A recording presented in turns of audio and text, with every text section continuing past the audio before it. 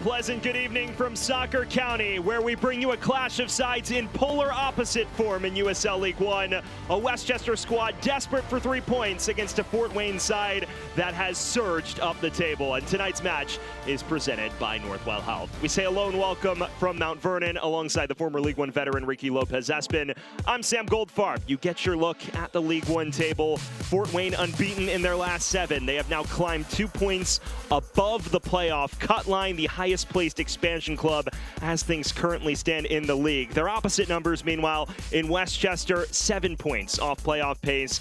They have not won a league match since early April. And Ricky, they have not scored a goal since that victory over Sarasota on April 8th. A team in Westchester that is struggling to find form, struggling to find rhythm, and struggling to find results, especially throughout this League One season. They need to do better in both boxes. Defensively, they're all over the place, and when they do get high up the field, they need to be a little bit more composed. But the good sign is, when they do play at home, this is where they picked up their most points. It's an opportunity against a informed Fort Wayne side to continue to try to push up the League One table. Had a 2-0 victory on April 8th, and our player to watch is the last lad to strike for Westchester in league play, Dean Guzin. Dean Guzin, he can play out all over that front four. He's very good in tight areas, can combine, can find that final ball. When he does get to that final third, he can be a real game changer for this Westchester side, so getting him involved early and often is going to be crucial for the home side. Well, flipping the script to Fort Wayne, this is a side, as we mentioned, unbeaten in its last 7 matches, Ricky, really surging in both boxes. Understanding that who they are for Fort Wayne and their identity continue to grow every single time they walk over the white line. Off the ball, they're very compact. They want to be very tight within their defensive set, but on the balls where we've seen the biggest step in their progression, they want to play through you. When they do get to that final third, they can beat you numerous of different ways. This Fort Wayne side is confident and an opportunity to come on the road and pick up a massive 3 points. And to your point, they picked up the goal scoring. A big part of that has been Lilian Ricol. Ricol, he has the ability to stretch the game, runs in behind when he does come to feet. Very good in terms of his link-up play. When he does get in front of goal, really ruthless finisher. Getting him involved in the service into him going to be crucial for Fort Wayne, especially here on the road. Pacing the team with 5 goals alongside Tate Keeley. Just about ready to get everything underway. It is Westchester and Fort Wayne for the second time in as many months from Mount Vernon when we return lineups and kickoff in this one.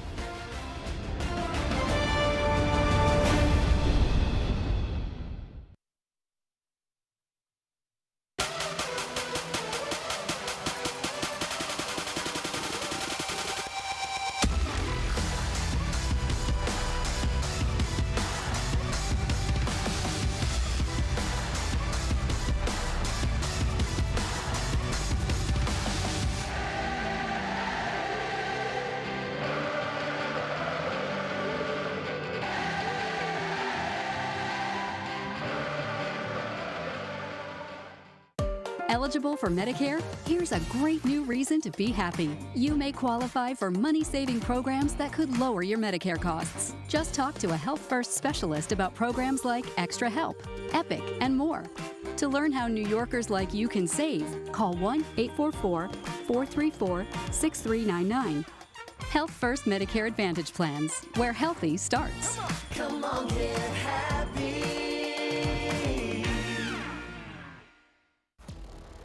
Raising health means elevating the care that we can get in our backyard.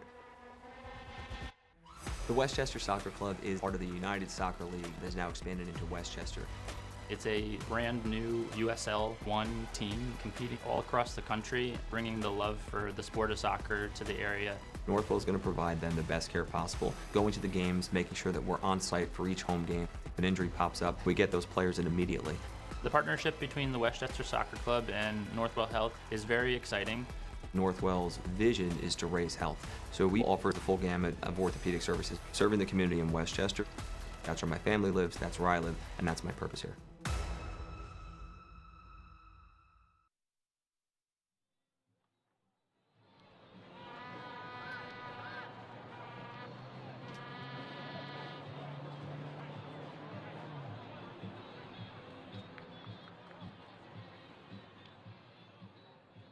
We welcome you back to Westchester County, where we are just about set for kickoff, and now it's time to get a look at tonight's starting lineups, which are presented by RXR Realty, Westchester Soccer Club's first choice for housing solutions. You win the midfield battle, you find success for Westchester. McGlynn and Armis need to do a really good job at dictating tempo, understanding when to be a little bit quicker, breaking through the lines, but also when to slow the game down and just put your foot on it. That front three, Guzan, Burko, and Blumstein, understanding how high can they be at putting pressure on Fort Wayne's back line and service into them, really important for this home side. On the opposite end of things for Fort Wayne, 7 changes from their Prinks Cup defeat at the weekend, and it is a first choice 11. The strength of this side is going to be centrally Garay, and yet so understanding when they do build out their spacing and how clean they are in possession, going to be really important for Mike Avery. That will allow that front forward to be a little bit more expansive. He's going to play in between lines, and if he can get in their rhythm and he can find success, that front three can put pressure on Westchester's back line.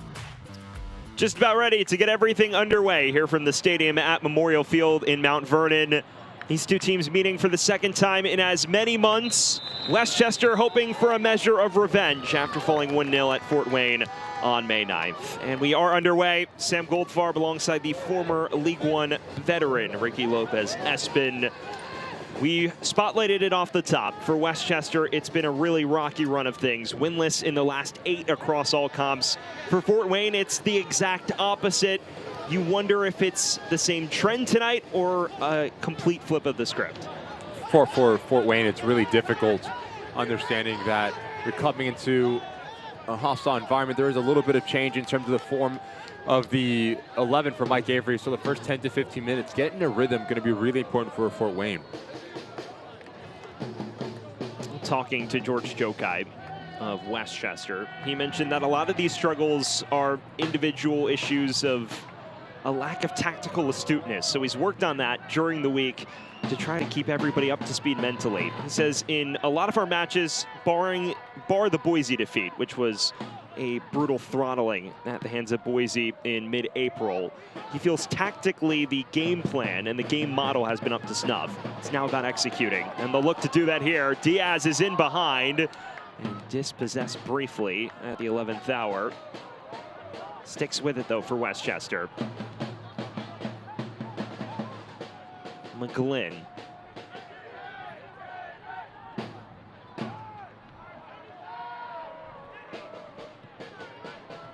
This is turned over by Bauman, and these are the moments where Westchester's been vulnerable during this winless run. Recall. Dances past Timchenko. It's a low cross in. Armas lets it roll all the way behind.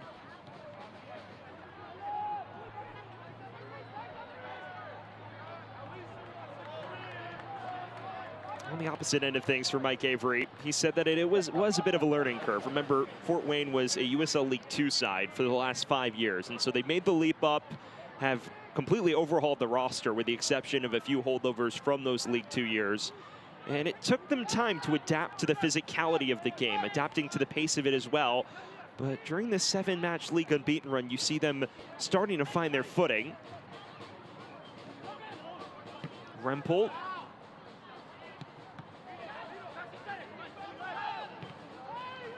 Third cross deflects back to the goalkeeper, Luca Marinelli. It's now time for our keys to the game, presented by Health First.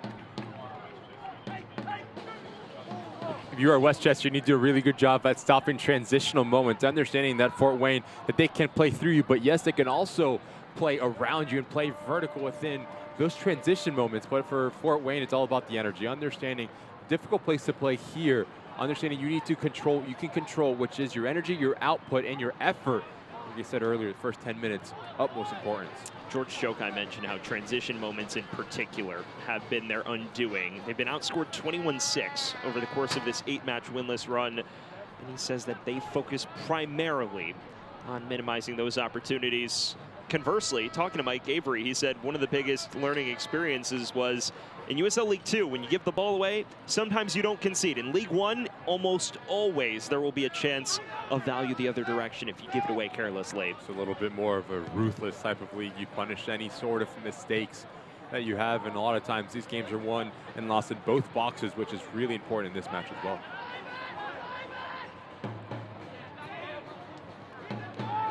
breaks this up for Westchester. And McGlynn sprays it wide to Diaz. A couple of late changes to the lineup that have seen Diaz and Timchenko inserted. Diaz looking to reward that faith from George Jokai. Muscled off it by Sprout.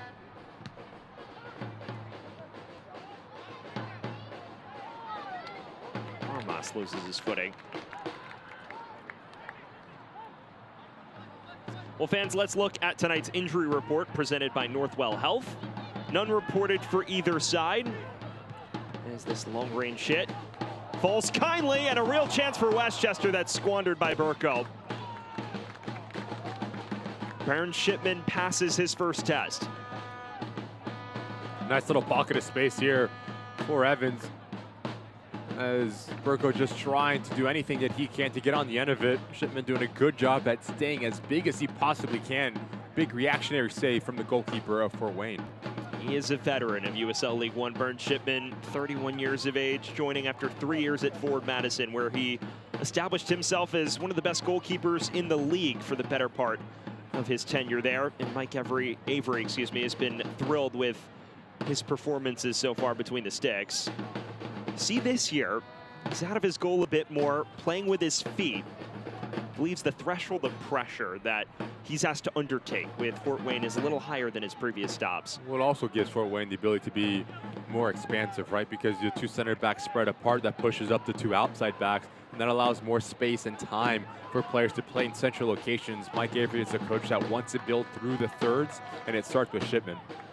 It is a very modern development in world football, the desire to invite pressure and exploit those spaces in behind, but that's the way Mike Avery looks to play, and quite successful during his time in the USL League Two ranks. 3 consecutive Valley Division titles before reaching the conference semifinals back-to-back years in their final 2 campaigns in the division.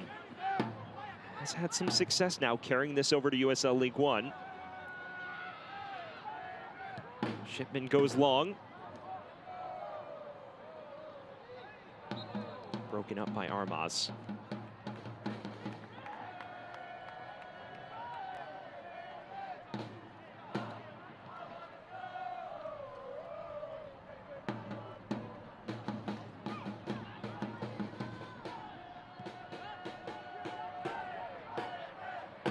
Burko heads this along to Diaz. Westchester fans very glad to see him back in the fold. It was eye-catching early in the campaign, but loses it out of play there. And with the late subs or late changes for Westchester, Timchenko will play the center back position. That allows Bauman to play next. Taramis McGlynn will play in the number 10 role. And then you have Burko being the player that leads the line.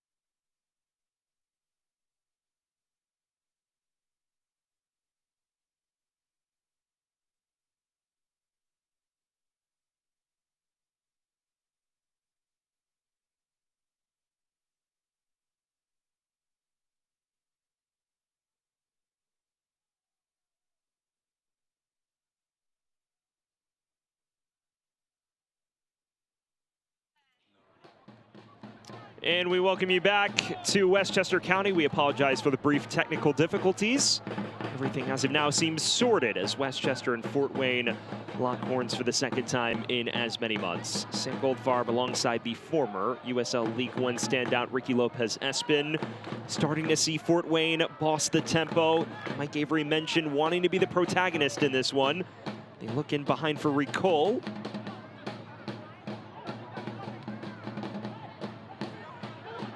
Falls to the edge of the area now. A cross in from Rempel that's dangerous.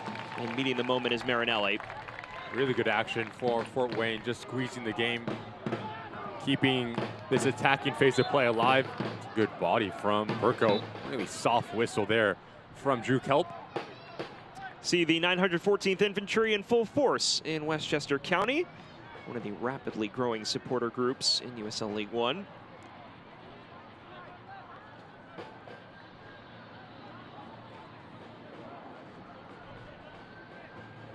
Here's Nieto. Joined the club on a performance-based contract at the start of May and has established himself as a mainstay alongside Jeremy Garay in midfield.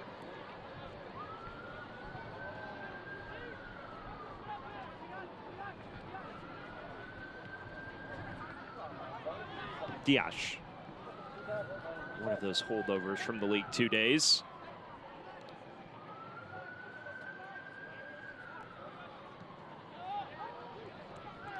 Ricky, you're starting to see Fort Wayne control the tempo.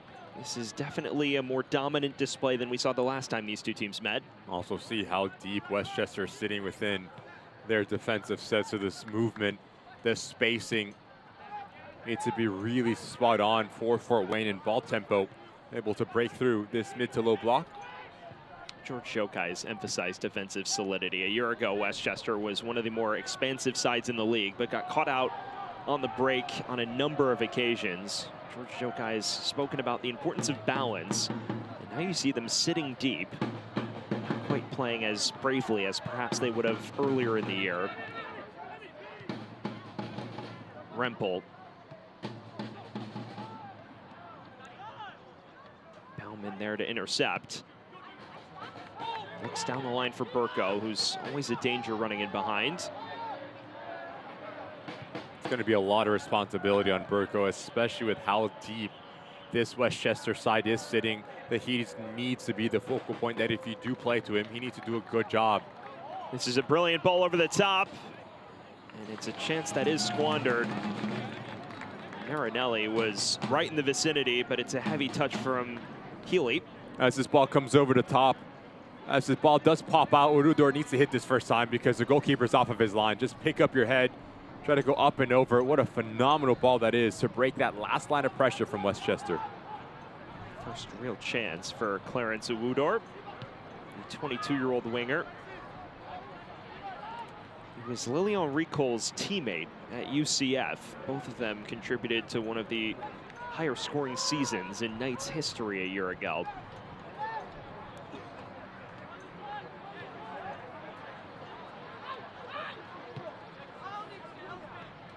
Rempel.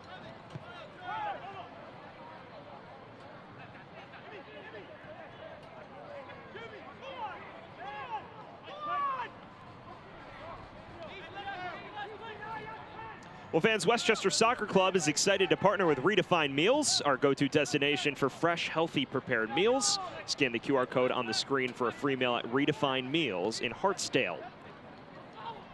Fort Wayne continuing to press the issue. Here's Uwudor once again. Right now, Westchester throwing numbers behind the ball in a way we've hardly seen them do against League One opposition. And also Fort Wayne being really aggressive as well. All 10 outfield players in there attacking half of play, forcing the issue and squeezing the game to keep it here. Now you see a long throw potentially on the cards for Michael Rempel and company.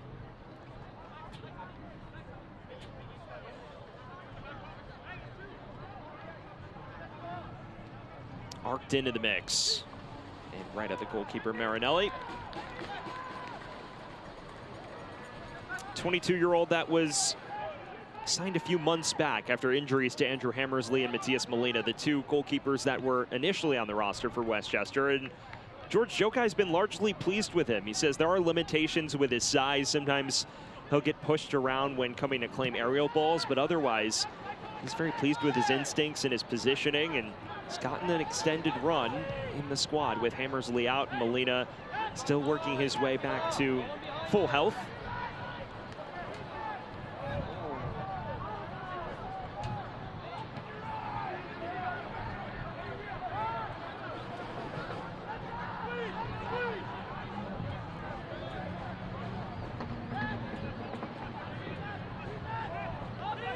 Timchenko, so much George Jokai raves about, despite being just 23 years of age. Key leader on the back line for Westchester. Armas.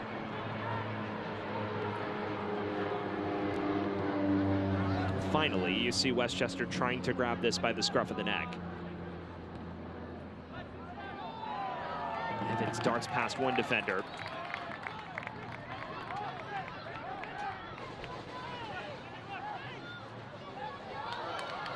Slips in a teammate in McGlynn. Bauman. Evans again.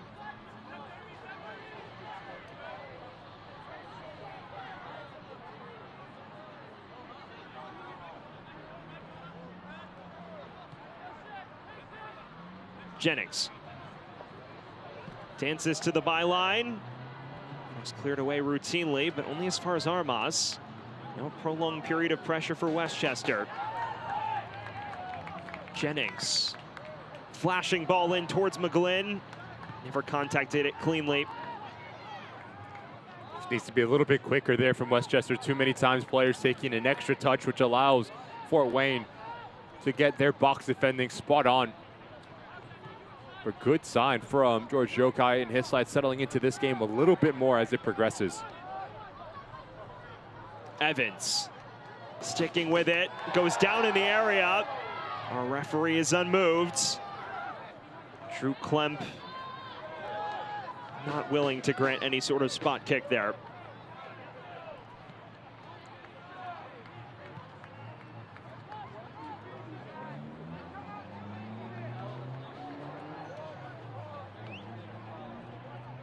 Where's JP Jordan now for Fort Wayne? And it's been a lively start for Fort Wayne, but you're starting to see the home side work their way into this and establish a touch of a foothold in it. It is almost, though, the inverse of what we saw in Fort Wayne on May 9th. That a fixture where Westchester had 55% of the ball. Even Mike Avery admitted to us analytically that was a match they should have lost. But Tate Healy made the difference on 35 minutes, and they could see it out from there. It's been a much more advanced approach from Fort Wayne so far. Well, fans, enter the Prinks Tires USL Cup Kit Sweepstakes for your chance to win a prize pack worth up to $2,000. Scan the QR code on screen and enter today. Ricky, moments ago, a penalty shout for Westchester, and it looked maybe more enticing than it initially would have to the naked eye. Just comes off the heels of Westchester doing a good job at winning second duels and keeping this game higher up the field. Then you continue that and be consistent at being patient on the ball, but also keeping the tempo high. That's a way that you can really break through this Fort Wayne side.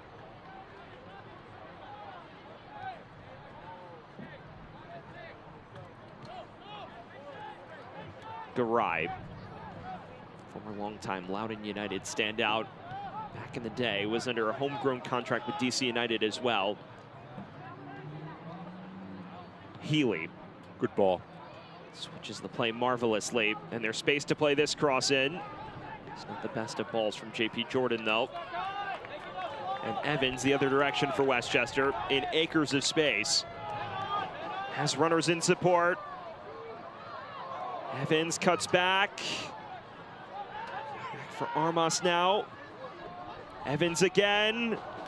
Curls it to the back post, but well beyond the reach of Diaz, who cannot keep it in play for the Golden Apple. It's a promising break for Westchester, but it just took too long to develop. Top side of your screen, this ball needs to be played across. If you are Evans, you take far too long to make a decision you take a second or third or fourth touch, and now notice the amount of numbers that Fort Wayne has behind the ball. It's a 3v2 in your favor. First, Burko needs to make the run. He needs to pull out a center back, and that allows Diaz wide open at that weak side. But those are moments that you need to capitalize on if you are Westchester and a team that is struggling to find the back of the net. It is a Westchester side that, as we mentioned, entering the night, had not scored a goal since April 8th in league play. That's over 380 minutes. At this point, they've hit the 400-minute threshold without a goal in USL League One action, which is by no means a number any coach wants to see.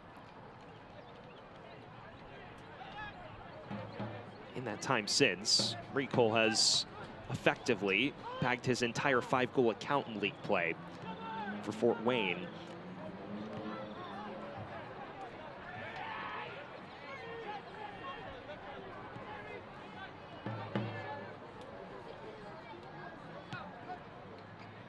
Good touch. Clever touch. Awudor going at it alone, but right at Marinelli. Really good hold-up play from Betcher. You play into him, and now you allow the players underneath him to be more vertical and more direct. Awudor does a really good job at feeling where he can occupy and operate in. Just falling a little bit off Marinelli, an easy save in the end. 20 minutes in, and the better chances belong to Fort Wayne. Westchester, though, doing enough to provide intrigue the opposite direction. Just wonder, though, if this wears on and Westchester has to chase the game consistently, if they'll eventually break, and they may well do here. That was just beyond Betcher. Bauman.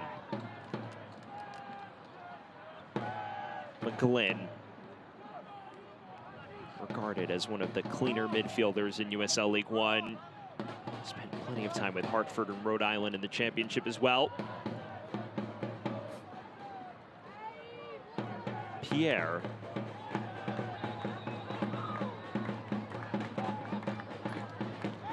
Fans, don't miss your chance to be part of the action when Westchester hosts Greenville at 7 p.m. on Sunday, June 14th.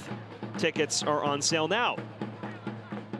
It's a busy week for Westchester. 3 matches in the next 9 days, and they're 3 matches that George Jokai say could define their season. They're that important for potentially spurring a run up the table for a Westchester side that sits second from bottom at the moment.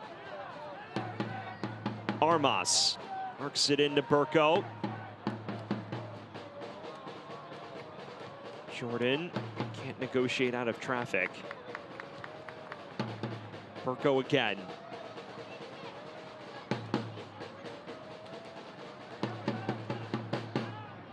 When you look at this Westchester slate, it does feel like these next 3 home games could go a long way to making up ground. George Jokai's lamented a number of results, 3 or 4 in particular in league play, that he feels could have gone either way, including this last meeting against Fort Wayne.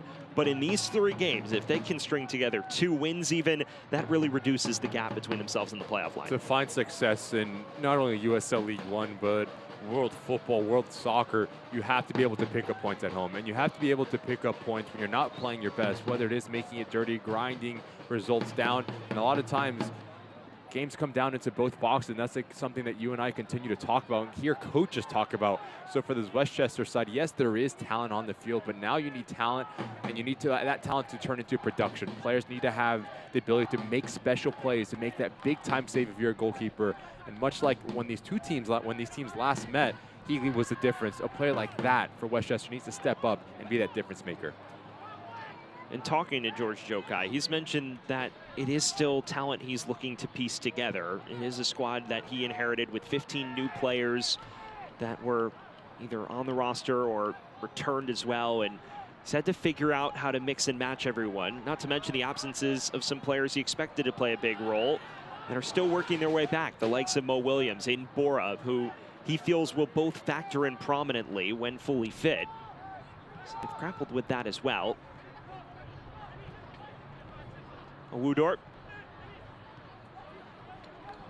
See, Fort Wayne is so comfortable against this press. Yeah, really well done there from Fort Wayne. Comfortable with the ball at their feet, now going out the other way. The team that, especially in that double pivot role of Garay and Nieto, have a really good feeling of the angles that they take off. And you really can play into them and go out and release some pressure. They're able to do that here. Rick Cole. This time loses out. Evans has asked questions early on. That was too tall an order for him, though. Well, fans turn to ESPN2 on Wednesday, June 17th for a League One battle. Forward Madison look to regain momentum against surging Fort Wayne FC at 8 p.m. Eastern. Catch all of the action on ESPN2, June 17th. Fort Wayne's getting some national TV coverage later in the year as well. It's going to be a busy slate for the new lads on national networks over the course of the summer. That splits the defenders here. And this is Jordan. Pierre made himself an obstacle. McGlynn. Again, these are situations that you need to be quicker for Westchester here. Continue to put pressure on Fort Wayne. Looking to increase the tempo. Armas, first time cross. It's by no means good enough, and the handball appeal is immediately ignored. Would have been really tough for Drew Clem to point to 12 yards out as this ball does come in. Not much in that whatsoever. I do agree with the call that there is no call, actually, in fact. Would have looked harsh, especially coming off his boot first. But it does afford Westchester a chance to test out their long throw capabilities. Alexi Armas hoping to do the honors here. It is into the mix.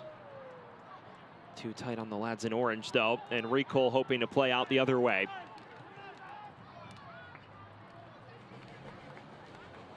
It does feel like neither side's been able to appropriately establish a rhythm. Maybe more success for Fort Wayne, but even still, Westchester's disruptive.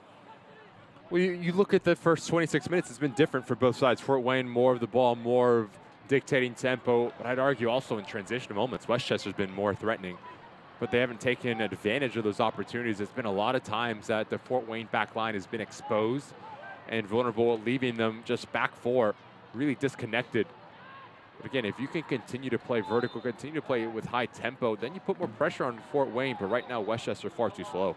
How much do you feel that lack of decision maybe in the final third is a product of maybe lacking confidence? They haven't found the back of the net in league play in quite some time. It has to be a huge factor.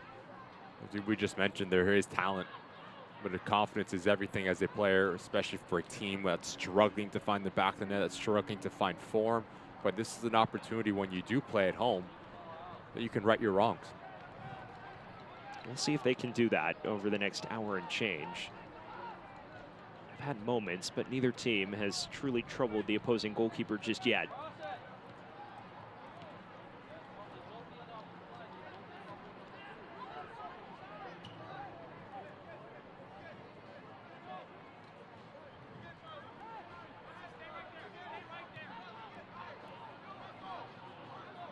Dickerson. Good ball.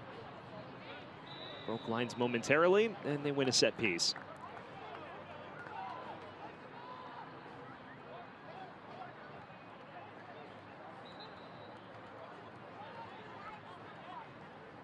It feels like the match is just crying out for a goal at the moment. Just asking for someone to make a play, someone to produce a little bit of individual brilliance. Jennings. Clever turn from Evans. Jennings on the underlap now.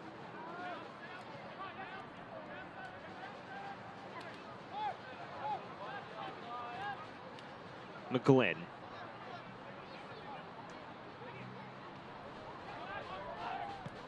Jennings, cross in, it's a bicycle kick, oh, it's lovely! Connor McGlynn with a moment of magic, and Westchester's broken the goal drought.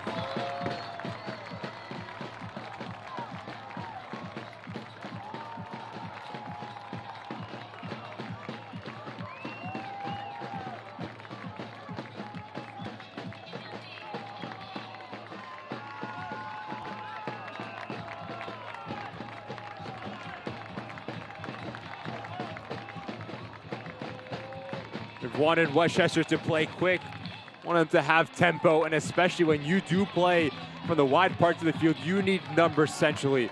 As this ball comes in from Jennings, this is just audacious from McGlynn. Fantastic awareness, fantastic athletic ability. Clean contact, not even a courtesy dive from Shipman. Something that he pulls out of the hat for Connor McGlynn and this Westchester side to take the lead here at home. It is an astonishing finish from Connor McGlynn. His 5th league goal to pace all Westchester players, and it is a spectacular finish at that. 27-year-old who was a product of USL Championship, best known for his time with Hartford Athletic, but also did play a prominent role with Westchester as well, or excuse me, with Rhode Island as well. And he has produced a jaw-dropping moment to open the scoring in this one. Westchester 1, Fort Wayne 0.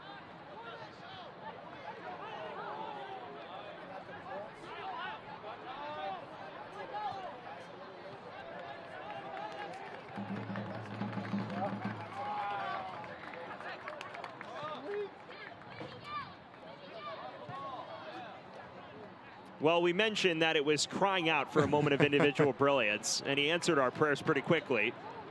And now Dickerson breaking the lines. Overhit it for Daniel Burko that time. And the movement of Burko needs to be a bit more influential for Westchester. A lot of times he's trying to peel off the weak side. We've talked about the amount of pressure that Fort Wayne is applying against Westchester. You need him to stay centrally so you can just play into his feet and get numbers in and around him. You see Garay looking to play out of pressure there.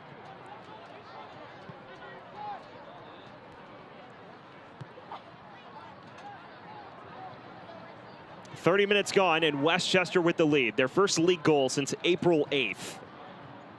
Breaks a goal drought that spanned well over 400 minutes. And the Golden Apple with the narrow advantage, largely against the grain in this one.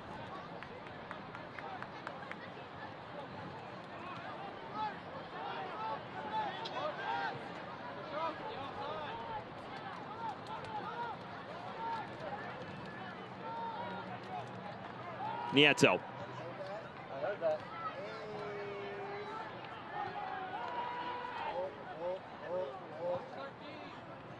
Recall. Looked to switch the play, but it was behind the onrushing Rempel.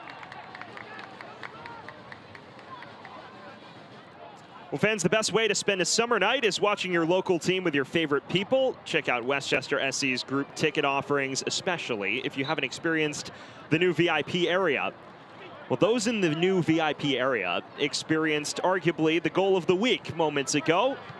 Connor McGlynn finishing right in front of the fans in that area of the pitch with a bicycle kick-like effort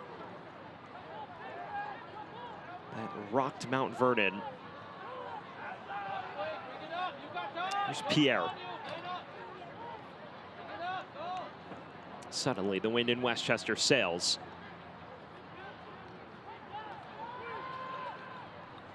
McGlynn looks to switch the play and does so marvelously. And Evans maintains his footing. Now a long-range hit from McGlynn, and it forces a strong save out of Shipman.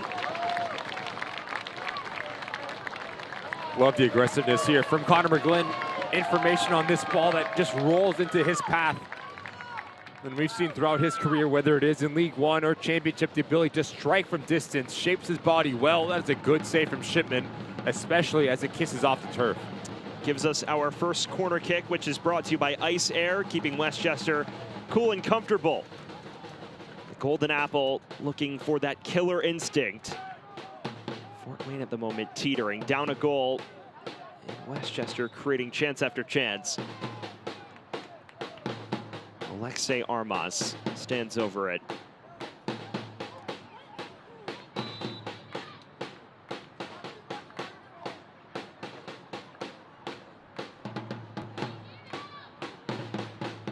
Outswinger.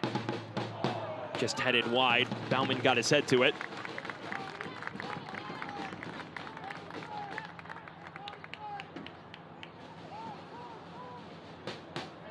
It is funny how goals change matches so fast.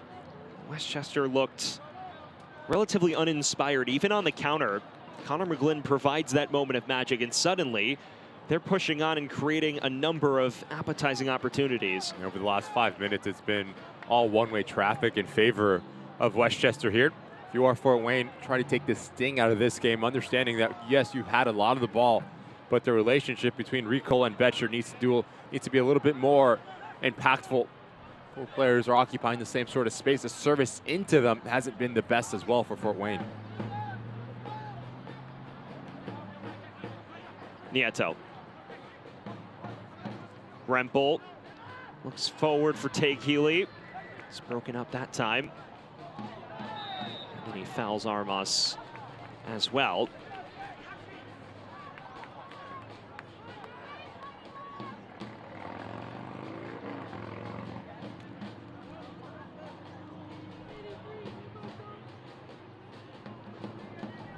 We've hit 35 minutes. It is Connor McGlynn's 28th minute wonder strike, which makes the difference. A more speculative, even a hopeful effort. And he just cannoned towards goal in a bicycle kick-like motion and rocketed it off the post. That is the moment that differentiates things. Here's Burko's flick on header toward McGlynn. Evans. Bellman sticking with it. The referee waves play on.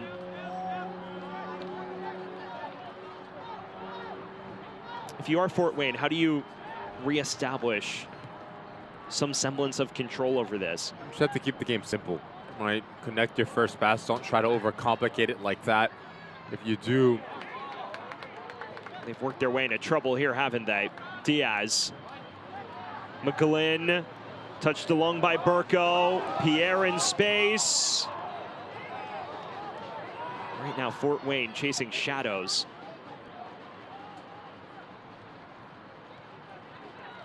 Diaz. It's beyond the reach of Pierre. understanding that, yes, you want to be a team that builds out for Fort Wayne, but there's nothing wrong with playing a little bit more direct to release some of the pressure that you've been under, but also to gain some real estate high up the field. Because right now they're struggling to find any sort of rhythm dealing with this Westchester press.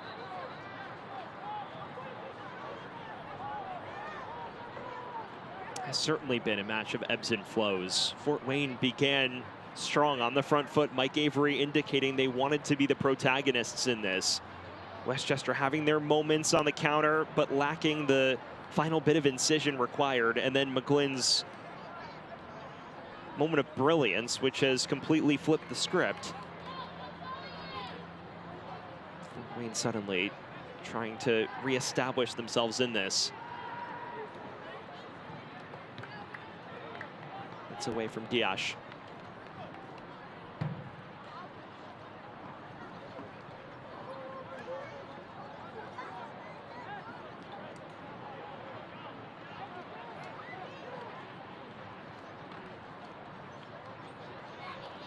Another long throw potentially on the cards now for Westchester. And it is Alexei Armas once again. Arcs it in. Flick on header. Pierre still pressuring. Does manage to keep it in play. And then commits a foul trying to win it back. Fan Select is proud to be the official match ball supplier of the USL Championship. From the grassroots to the pros, Select is there every step of the way. Visit us.select-sport.com for the latest Select product specials and more. Select, the player's choice. Inside the final 10 minutes of this first half, Connor McGlynn is still the difference maker. Sam Goldfarb alongside the former USL League One standout Ricky Lopez-Espin. Fort Wayne hoping to press the issue the other direction. They have yet to string 4 or 5 meaningful passes together in quick succession since falling behind. And a day that threatened to become very busy for Marinelli has suddenly gone quiet. Just look at the front four for Fort Wayne. Rico's the only one that has over 10 touches throughout 39 minutes of this game tells you about the ability for a lot of Westchester to cause issues and force turnovers. You need to get in a rhythm. You need your front four to be influential. You need them to be in a rhythm if you want to put more pressure on this back line of Westchester. And you've yet to see the patented Fort Wayne pressure take effect tonight. This is a squad that prides itself on its pressing ability. Just one conversation with Mike Avery, and he'll talk about how he's challenged the likes of Tay Keeley and Lilian Ricol to press assertively. They came in as players who maybe like to find the pockets and play a little more passively out of possession. He's drilled that out of them, but you've yet to see those tendencies take over the narrative of this one. You have to give a lot of credit to what we've seen from Jennings, Timchenko, Pierre, and Dickerson, the back four of Westchester, not only on the ball, but off the ball as well. Always closing down space, getting goal side. Been a good first half defensively for the home side here. Diaz. Awudar. Pended by Armas, and the referee comes back to that challenge.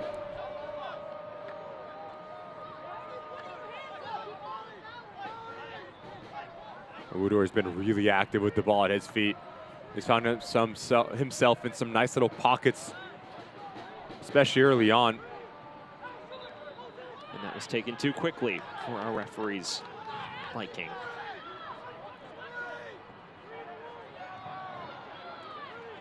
Soccer season is here, and SeatGeek is the official ticketing partner of the USL. Get all your USL tickets and more from the #1 ticketing site, SeatGeek.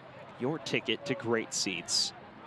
Not a bad seat in the house here at the stadium at Memorial Field.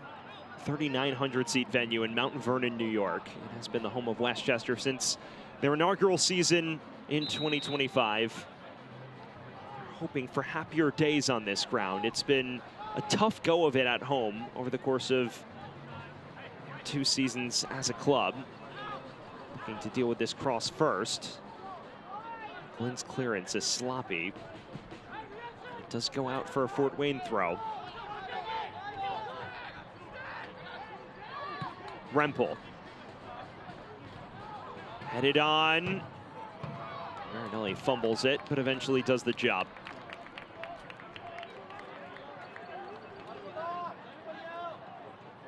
Assuming the scoreline holds, what does the team talk look like if you're Mike Avery? And we talk about tempo a lot throughout this first half. It needs to be quicker for Fort Wayne because their best opportunities early in this first half is when they were quick, when they were combining, and they had movement off of the ball. Right now, look at the left side of your screen. Just no movement whatsoever. Just far too predictable for Fort Wayne. So now you have to play negative, and now Westchester gets back into their defensive set, but also the spacing. Right, this field a little bit more tighter. So how big can you make it? Your outside backs need to push high and wide, and that allows your players essentially to be more expansive, but also more connection underneath in between the half pockets. Awudar. Rempel. Garay.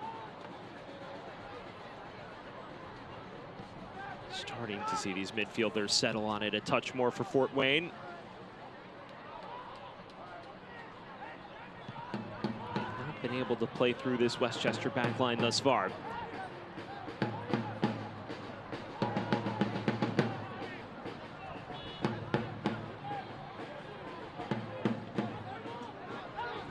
Nieto.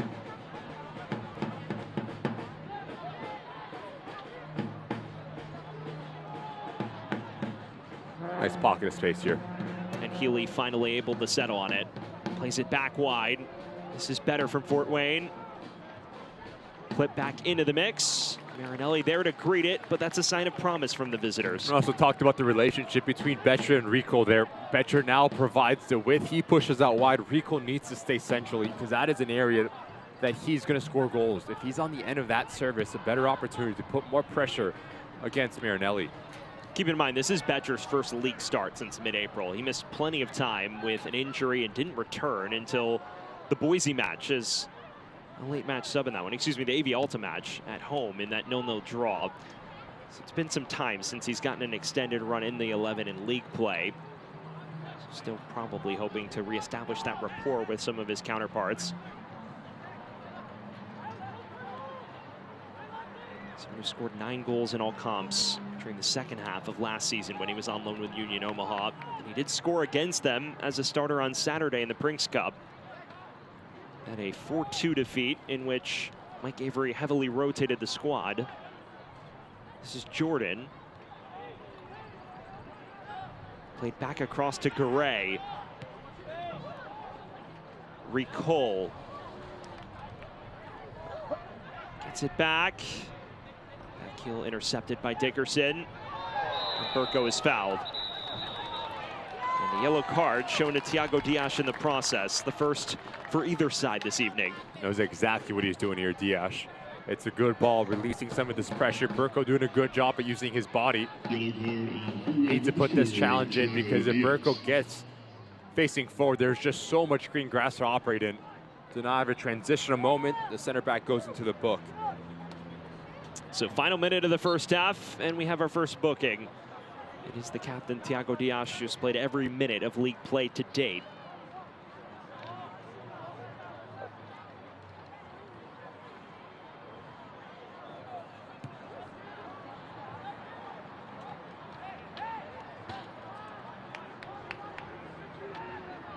Our injury stoppage time is presented by Marr & Marr Attorneys at Law, fighting for every minute you deserve. Just a minute of stoppage time separating us from intermission here. At the moment, Westchester will enter halftime the far happier of the two sides.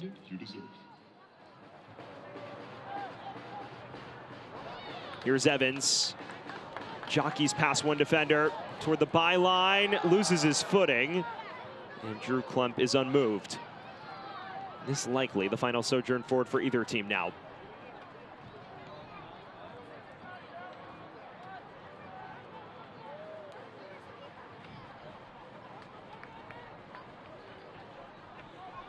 Nieto.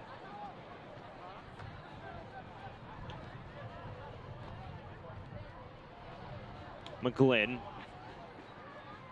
This is Diaz. Always a dynamo when he steps on it. Jennings. Is there time for Westchester to press the issue? Armas toward Burko, and the halftime whistle sounds. Cagey first half for the most part. It is a moment of absolute brilliance that separates the two squads. You and I spoke about it, that you need a player to make a play. Fantastic strike from McGlynn. And if you are Westchester, you're going to feel pretty good going in to this second half. Defensively, you are very compact and very stout. Now can you try to get that second to put this game out of hand? And if you are Mike Avery, again, the tempo needs to be quicker and just show a little bit more willingness to put more pressure on the opposition in that back line.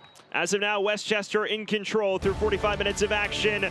A Connor McGlynn bicycle kick is the difference maker through a half of play. Westchester leads 1-0 at intermission. When we return, a look around USL League One and the USL as a whole. Stick with us.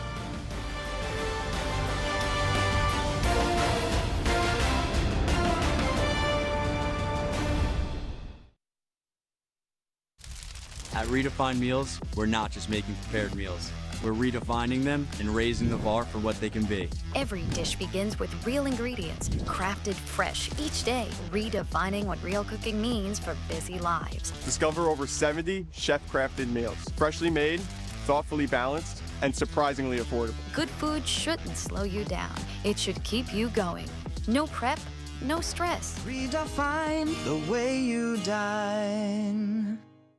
Eligible for Medicare? Here's a great new reason to be happy. You may qualify for money-saving programs that could lower your Medicare costs. Just talk to a Health First specialist about programs like Extra Help, Epic, and more.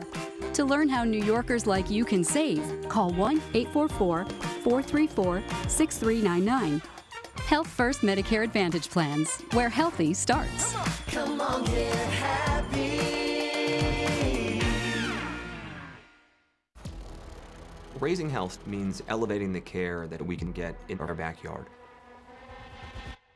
The Westchester Soccer Club is part of the United Soccer League that has now expanded into Westchester. It's a brand new USL One team competing all across the country, bringing the love for the sport of soccer to the area. Northville is going to provide them the best care possible, going to the games, making sure that we're on site for each home game. If an injury pops up, we get those players in immediately. The partnership between the Westchester Soccer Club and Northwell Health is very exciting. Northwell's vision is to raise health. So we offer the full gamut of orthopedic services, serving the community in Westchester. That's where my family lives, that's where I live, and that's my purpose here.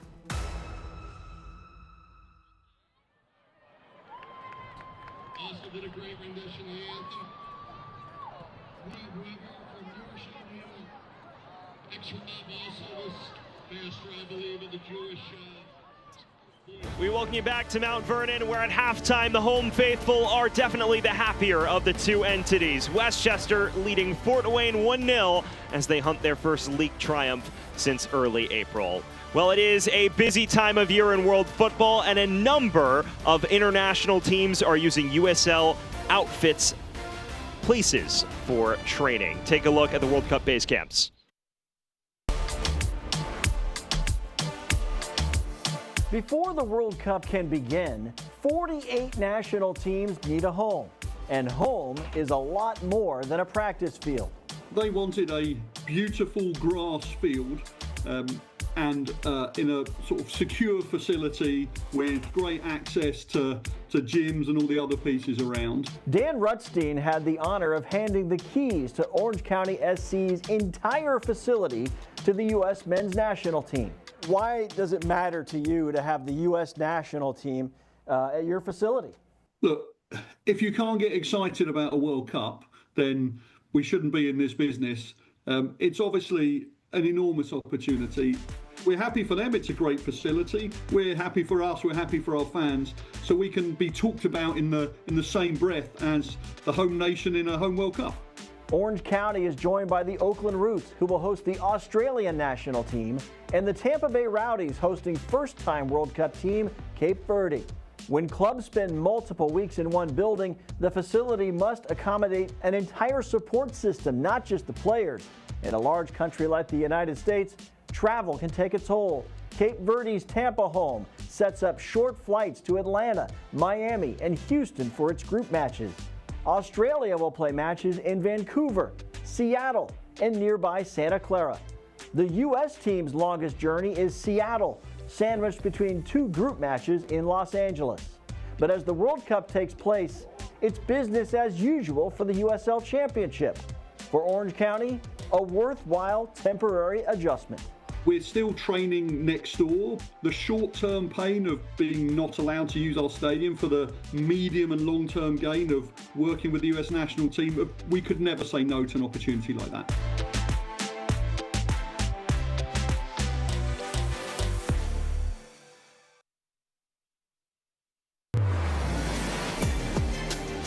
Unimpeded, Gebhardt's able to get hold of it and go for goal and score. This one flashed in front toward goal. Oh, what a start for Fort Wayne.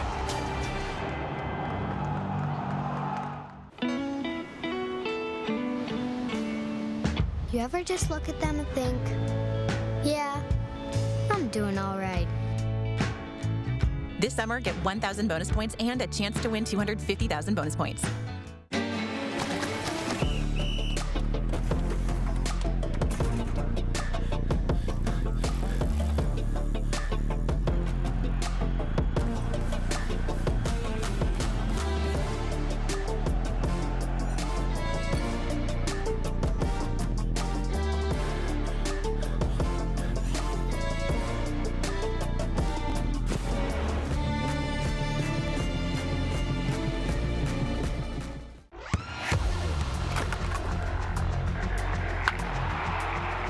We all have goals.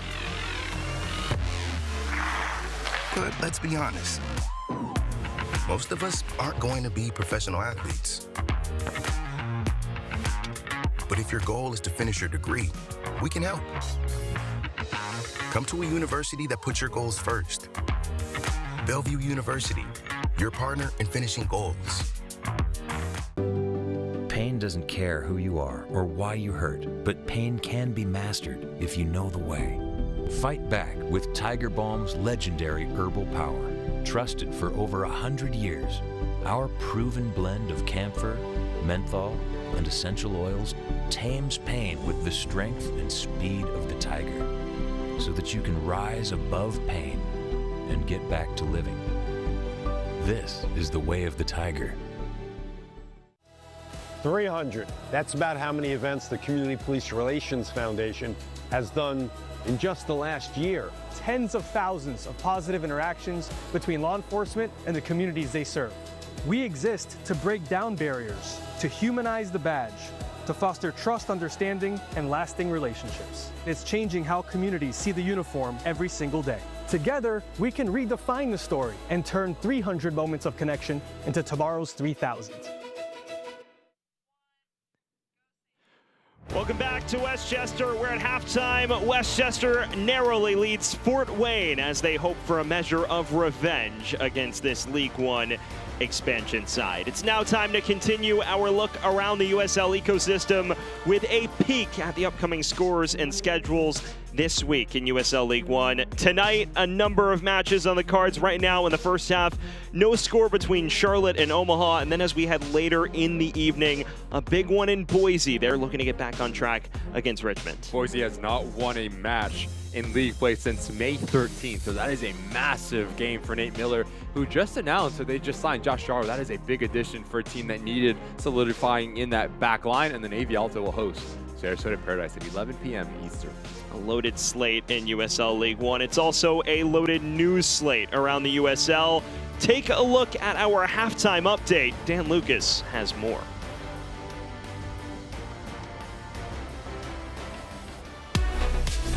It is halftime in League One. We hope you're enjoying the match so far. I'm Dan Lucas inside the USL studio with a look at some of the headlines. In winning their first League One match in Week 14, Corpus Christi FC made some history. That 3-2 win is the second match in League One history to finish with 2 goals in stoppage time to erase a 2-1 deficit. The Richmond Kickers did it in 2022. Red Hot Sarasota Paradise collected its third straight win with a 2-0 USL Cup victory over FC Naples, the battle in paradise. 18-year-old goalkeeper Roxon Amadeka earned his first professional shutout en route to League One Team of the Week. Entering this week's schedule, Charlotte Independence is on a 5-match win streak in all competitions, and Luis Alvarez has played a big part with 5 goals and 2 assists in that stretch. The 2024 Young Player of the Year has a career-high goal total already this season with 6. Upcoming national spotlight games on ESPN2, Forward Madison and Fort Wayne on the 17th, Saturday the 20th. Round 4 of the Prinks Tires USL Cup begins with Detroit City and Louisville City. And also that night, Las Vegas Lights in Orange County on CBS Sports Network, that game in the championship. This is the USL Halftime Update. Let's get you back out to your match.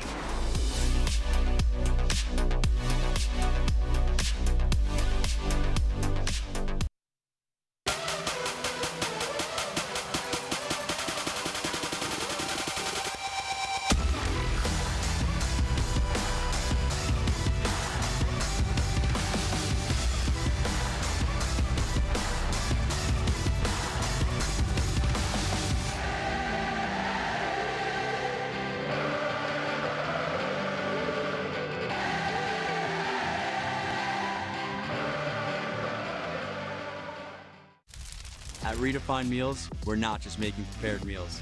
We're redefining them and raising the bar for what they can be. Every dish begins with real ingredients, crafted fresh each day, redefining what real cooking means for busy lives. Discover over 70 chef-crafted meals, freshly made, thoughtfully balanced, and surprisingly affordable. Good food shouldn't slow you down. It should keep you going.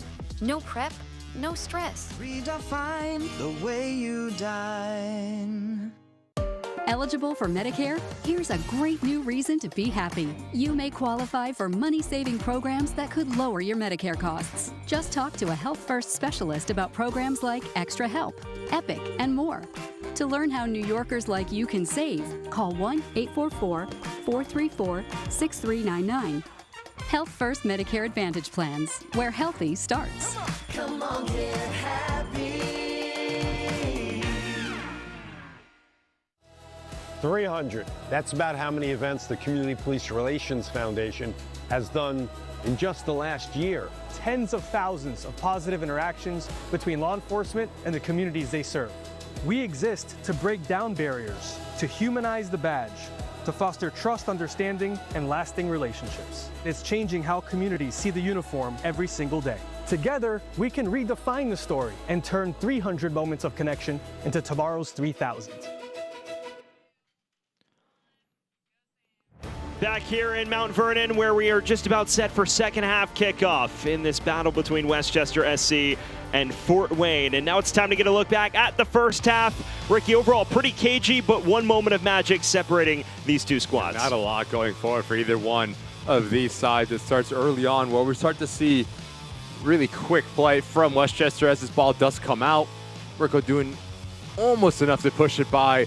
Chipman doing a good job in his reactionary save and staying big as long as he possibly can. Fort Wayne struggled to find any sort of rhythm. This ball into Betcher doing a good job as Woodor does, trying to sneak it into that near post. Marinelli says thank you very much.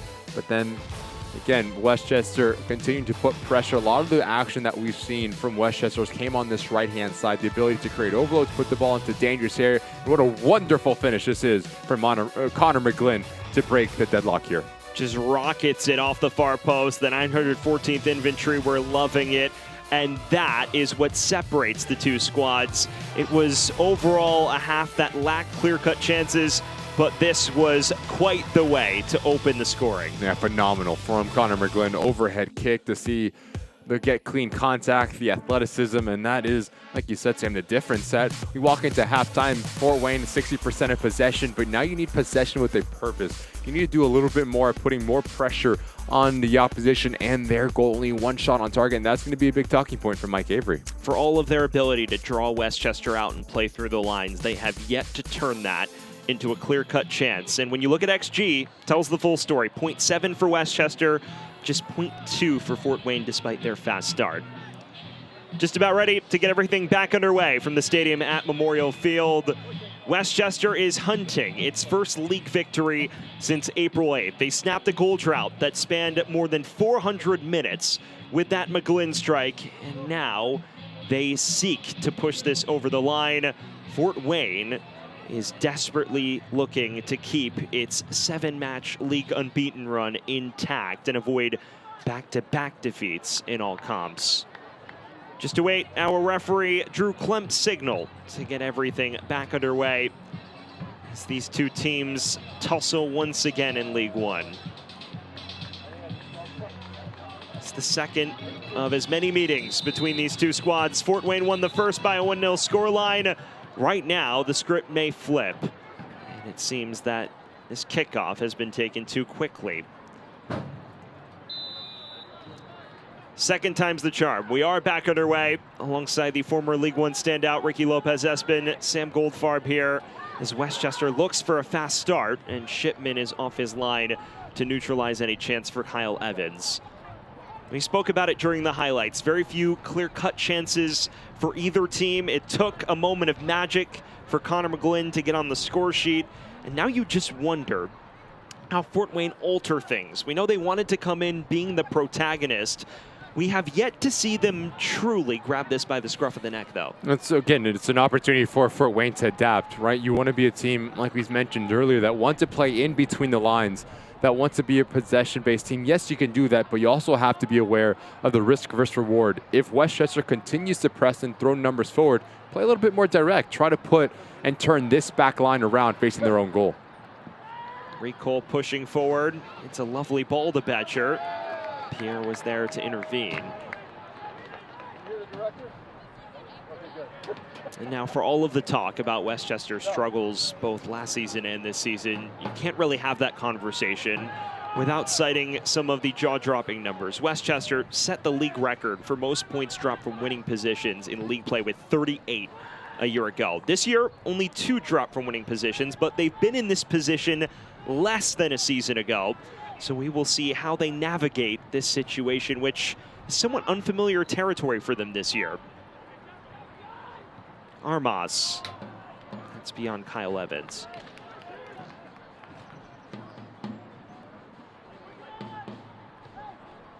Talking to George Jokai, he emphasized the importance of tactical astuteness across the board. He feels they've been in a position to win a lot of the matches they've lost or get draws at least from a lot of those games that they've suffered defeated. This is one of those matches where they'll hope that that emphasis can shine through and amount to 3 valuable points for a side that's at 7 points off playoff pace already.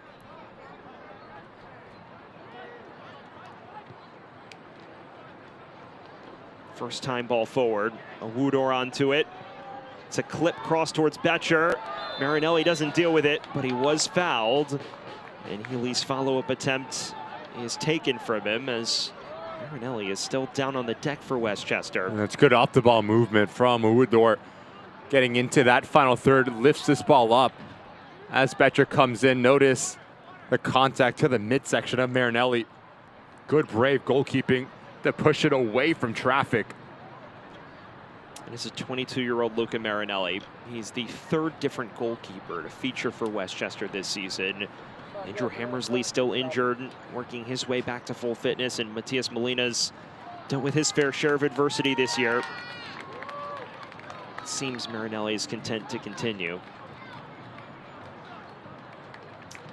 An important update here. If this result were to hold, Westchester would climb 2 spots in the table, the 14th.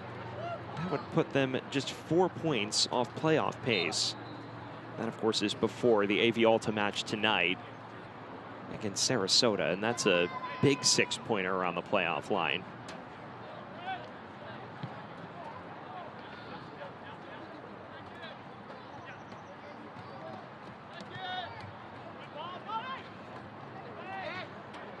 Pierre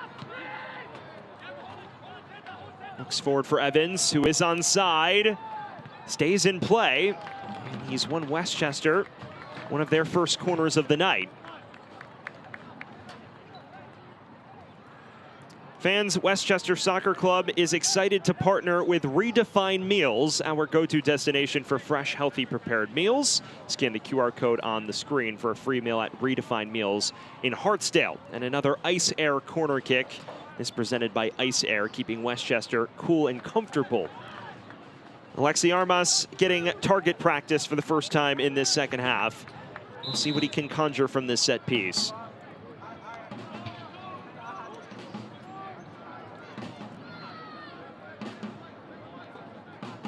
It's an in-swinger to the back post. McGlynn got a touch to it, but couldn't redirect it on frame. And the chance is ultimately lost. It's a good opportunity for McGlynn just to whip this ball back into the dangerous area. Seems like he's caught surprise as his ball makes its way through. He scored a number of goals like that, crashing the back post from corners in the past. So it's a bit eyebrow-raising that he would be surprised.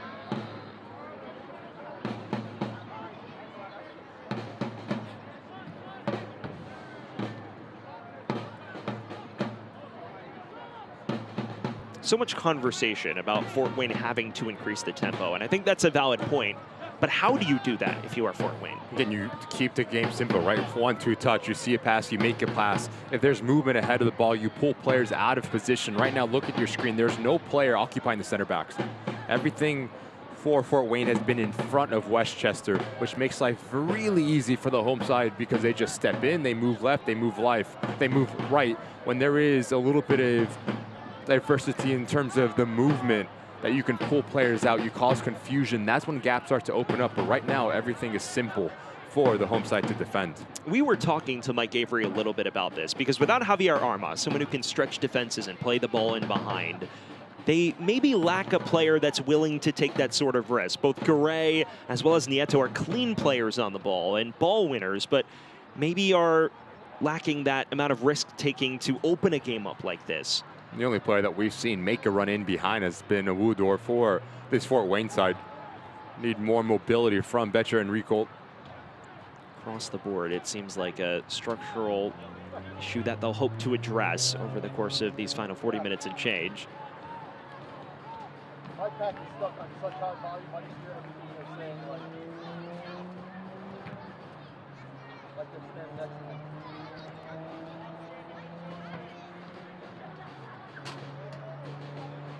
Here's Nieto making an adventurous run. There's a shove in the area. Drew Klemp not interested in that.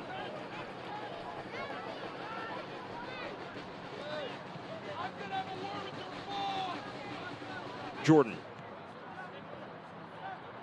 It's a late challenge from Bauman. Referee plays advantage. Nieto out wide. Rempel's cross. It's an appetizing one for Betcher. Pierre cleared to the edge of the area. And ultimately back to Marinelli. Maybe a little more diversity in the runs there, though.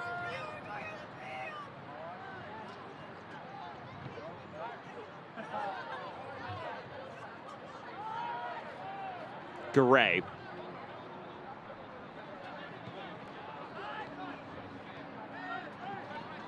Jordan gets it back and now plays it forward. It's Recall who wins a corner for Fort Wayne. Best action of play that we've seen from Fort Wayne. Playing in between lines, have Recall making the run. Dickerson doing a really good job in terms of his recovery run as he's initially beat by the striker's run. It's Fort Wayne's first corner of the night. And as always, presented by Ice Air, keeping Westchester cool and comfortable. Michael Rempel, who's the team's joint top chance creator, with his first chance to deliver from a set piece.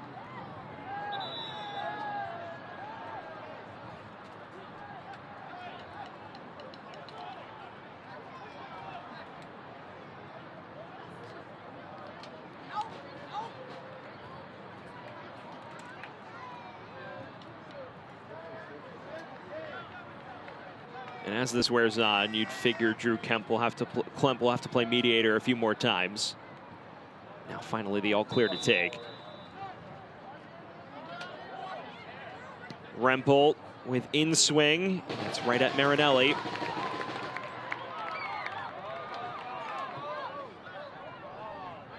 Jordan.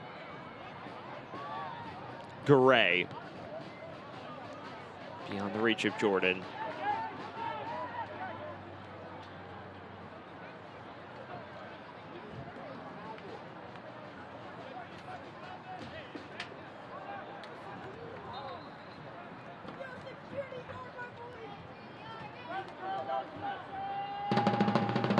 Fans can't watch the match? Turn on Sirius XM-FC 157, North America's only 24/7 source for engaging soccer talk, including USL All Access on Tuesday nights. Plus hear live matches from the USL, MLS, Premier League, and more, all on Sirius XM-FC 157 and the Sirius XM app. 1-0 in this one, courtesy of Connor McGlynn's 28th minute bicycle kick banger. Other than that, chances have been at a premium tonight between these two sides looking to climb up the league table. Fort Wayne entered the night 2 points clear of the playoff line after reeling off 7 consecutive league matches unbeaten. Their opposite numbers in Westchester have not won a league match since early April, but as of now are on pace to change that. Still the matter of 35 minutes and change left to see out. Here's Sproat. Fort Wayne FC's all-time appearance leader, featured in all 5 of their USL League Two campaigns from 2021 through 2025. Betcher, Healy, looking back for Betcher. He's got that freedom to roam. Need to get him more involved. Healy, a player that can play and find that final ball. Comfortable with the ball at his feet, can shoot from distance as well. Going to pull the strings. Himself a really quiet first half, but since coming out of the break, a little bit more active, especially through the attacking phase of play. Another long throw potentially on the way, although there are now short options presenting themselves. Rempel disinterested in all of them. Falls to the edge of the area. That just sails over. It's a real chance there for Fort Wayne. Difficult technique from Nieto here. This ball's popped out. You need to get your balance right and strike down on the ball. Just gets a little bit underneath it. And that's why it continues to go up and over the crossbar. Fort Wayne native that played at Indiana Tech didn't join the club until the start of May on what was a performance-based contract. And as we mentioned in the first half, he has grown into a regular midfield partner for Jeremy Garay. Those two have been in the pivot for the bulk of the last month for the visitors. This is a squad that has given the opportunities to many local products in Fort Wayne. They're hoping to become a hub of Midwestern football. That's evidence of their stadium. 9,000 plus seats. It is one of the crown jewels of the league. This is a Woodor for Fort Wayne. Rempel. High arcing cross. Betcher sticks with it. Now back into the mix, and Recol overzealous.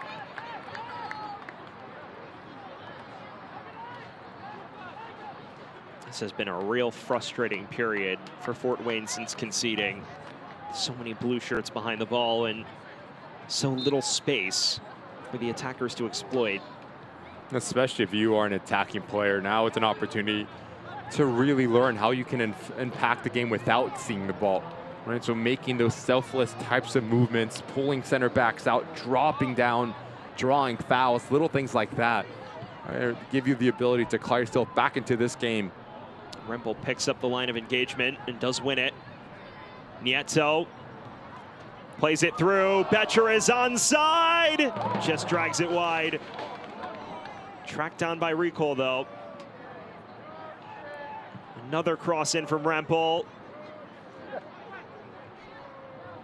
Jordan looking for an angle to shoot now.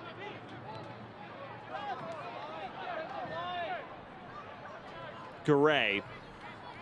That's a clever ball forward and taken off Betcher at the 11th hour.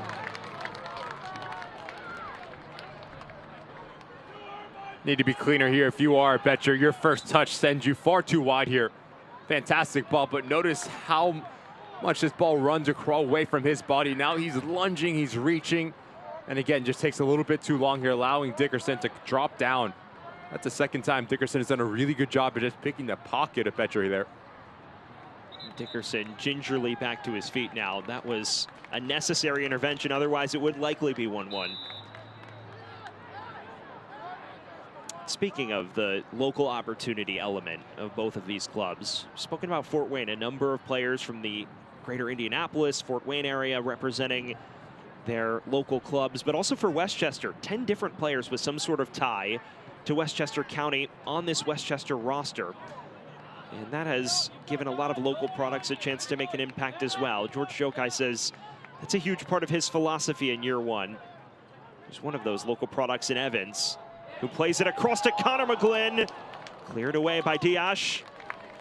Looked like it was heading on frame. Fans, don't miss your chance to be part of the action when Westchester hosts Greenville at 7 p.m. on Sunday, June 14th. Tickets are on sale now. We'll be stuck with both Ricky and I for that one as well.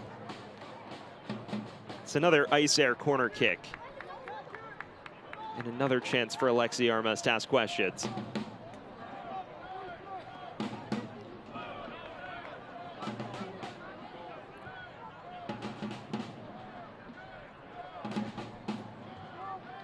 In-swinger. That's beyond McGlynn's reach, and it was curving far too much.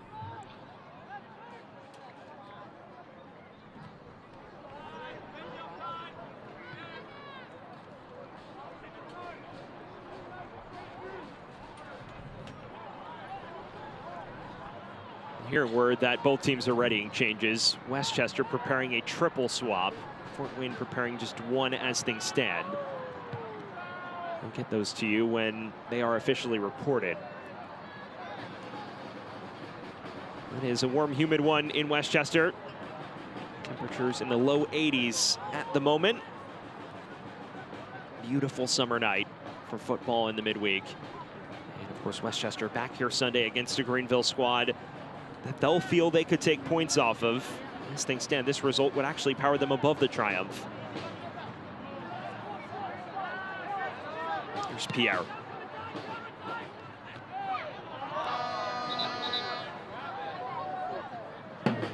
And now the change is taking place. The first, Jonathan Jimenez, the loanee from Hartford Athletic, will enter. Dynamic winger who's also shown an ability to play fullback. And it is the end of Miguel Diaz's night. Good to see Diaz back in the fold. Missed a prolonged period of time with injury early in the season. Now finally back to 100% fitness. Plays over an hour this evening. So that a like-for-like swap on the left flank. Jimenez for Diaz. Jimenez is best known for his period with NYCFC 2 and MLS Next Pro. During that tenure, he exploded in the 2024 US Open Cup, was the poster child of their run to the round of 16. Meanwhile, the other way, Gaffar has entered for Fort Wayne. Recall.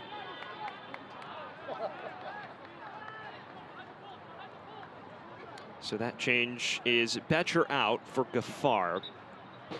For Fort Wayne, Kabiru Gaffar, a native of Indianapolis, likely will move to the right flank, and that will push Lilian Recol to the front line. That would be the logical suggestion, at least. Rempel's cross. More hopeful than anything.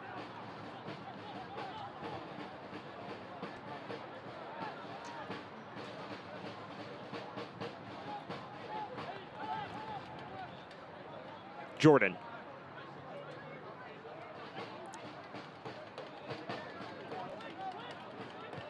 Inside the final half hour, Fort Wayne is boss possession since the restart, but very little trouble for Marinelli in the Westchester defense. Garay. Gaffar's first touch. He navigates beyond 3 defenders with ease. Now touched wide. Rempel getting it back from his teammate. He's nearly reached JP Jordan. Instead, Jimenez was there to break it up.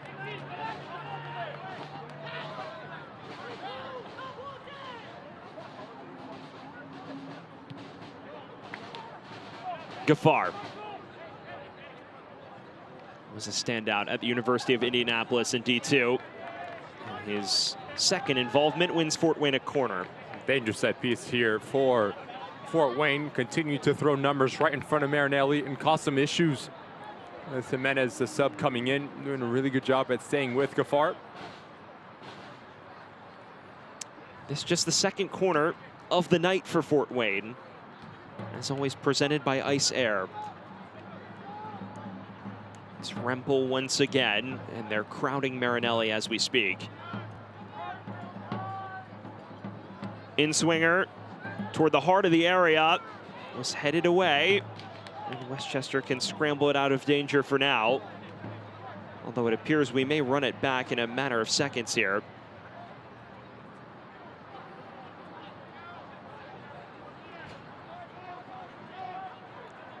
So one more crack at it for Rempel. This closer to the near posts. Pierre got his head to it. Rempel receives it back from Healy. Travella cross deflected out of play, and we will keep it coming from the near side flag. See exactly what Fort Wayne is trying to do here. Throw all the numbers right on front of that goal mouth in front of Marinelli and just cause some issues. But the second time, Pierre's done a good job at winning, not once, but twice, the duels, the aerial presence. Good box defending shown by the center back. Third corner in rapid succession for Rempel. First 2 deliveries haven't quite been up to scratch. Nearly flicked on at the near post, but a similar outcome.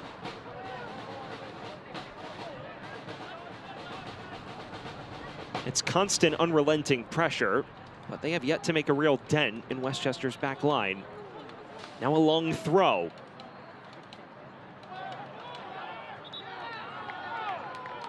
And finally out for a goal kick. Gives us a chance to let you know that eFootball is here. Live your dream, rep your team, play as your favorite USL Championship club. eFootball is free to play. Download now. Video game fan? A little bit. Yeah. eFootball fan? A little bit as well, yeah. Always enjoy playing with my favorite USL Championship club on eFootball. Tell you what, though, there's anything but video game numbers in this contest we're watching right now. That is true. Although it was a video game-like goal that Connor McGlynn scored, and that is the only point of difference as things stand.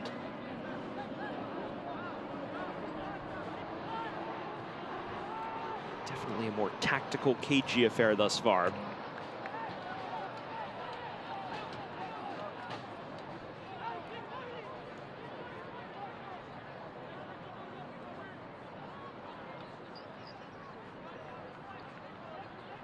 Triple change being prepared for Westchester.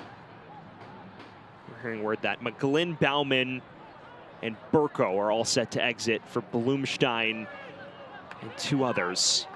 Jimenez gets on the end of this, and he goes for goal. Rockets the outside of the woodwork. It was a chance to wrap it up.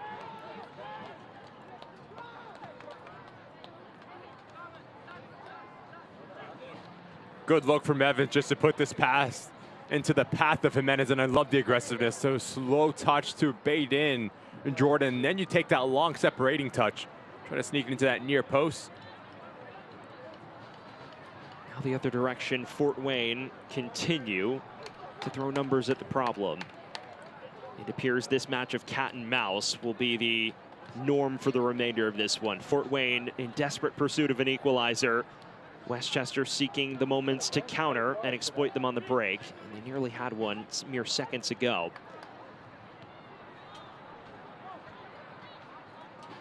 Rempel intercepted before it can reach Recall.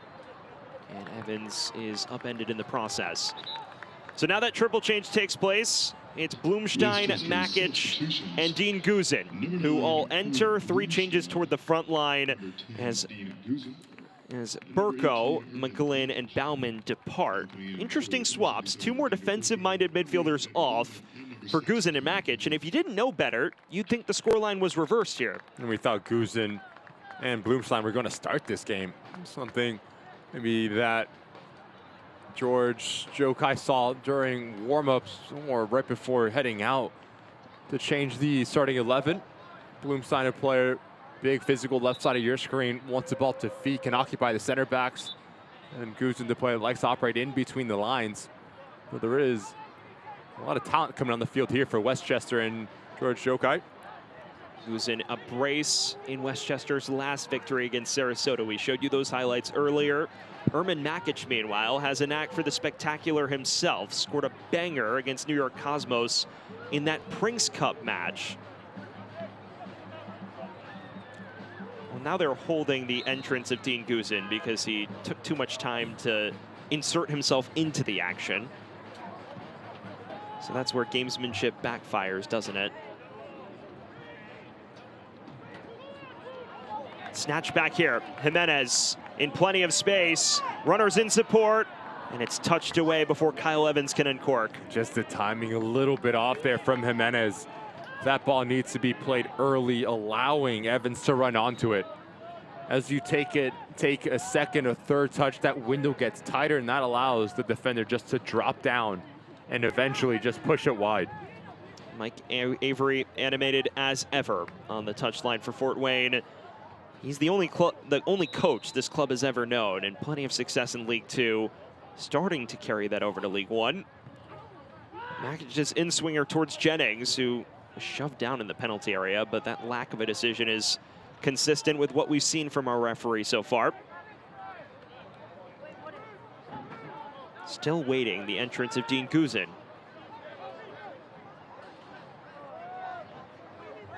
Garay. Nieto. Another touch for Rempel, who has yet to poke holes in this Westchester defense.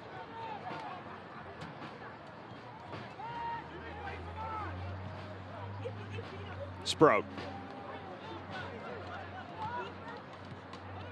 1-2 for Gaffar, doesn't quite come off. Guzin into the action, and fans, the best way to spend a summer night is watching your local team with your favorite people. Check out Westchester SC's group ticket offerings, especially if you haven't experienced the new VIP area. Ricky, we've entered the final 20 minutes here, and it feels like things have ground to a halt, especially for Fort Wayne. Just wonder if the narrative is going to be Westchester finding a way to lock up shop, much like Fort Wayne did when they met a month ago.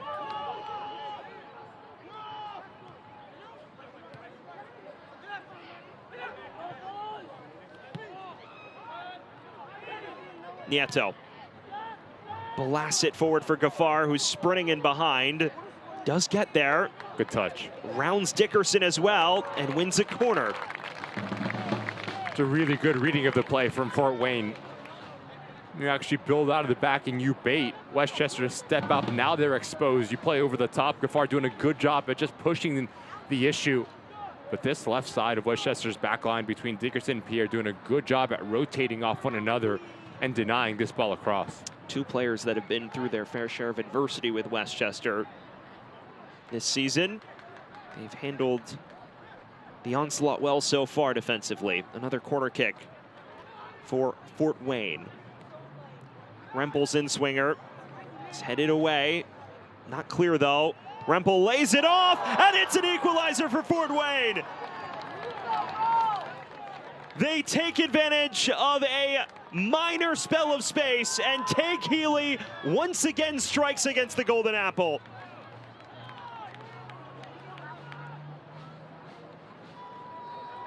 Set piece is a phenomenal way to climb yourself back into this game when you're struggling. As this ball pops out, it's not clear enough for Westchester. As this ball pops out, instinctual from Healy. Steps right into it, picks out a corner, composed finish. And if you are Westchester and you have the ability to clear this ball, that needs to go wide, that needs to go high, never back centrally. It was not dealt with convincingly, and they pay the price. Tank Healy, a 6th league goal of the season. 2 of those have come against Westchester in as many meetings. And he pops up to preserve at least a point as things stand for the visitors. We were wondering where they'd find the moment to carve out space and shoot. They've identified it there. Now Evans the other way. Through to Blumstein. Dragged it wide, but signs of initiative the other direction now.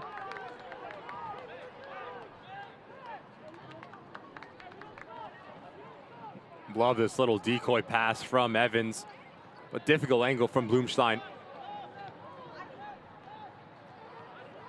Can notice the space now that Fort Wayne can play into.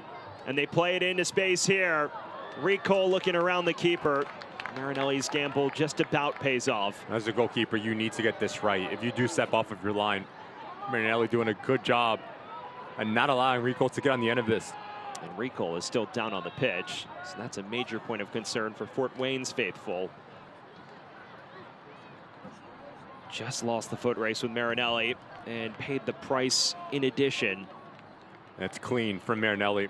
Initial contact is with the ball. Notice where the ball goes. It's a follow through that catches a striker. Good decision from the goalkeeper to step off of his line. Now the concern is Lilian Ricol, who's now back to his feet.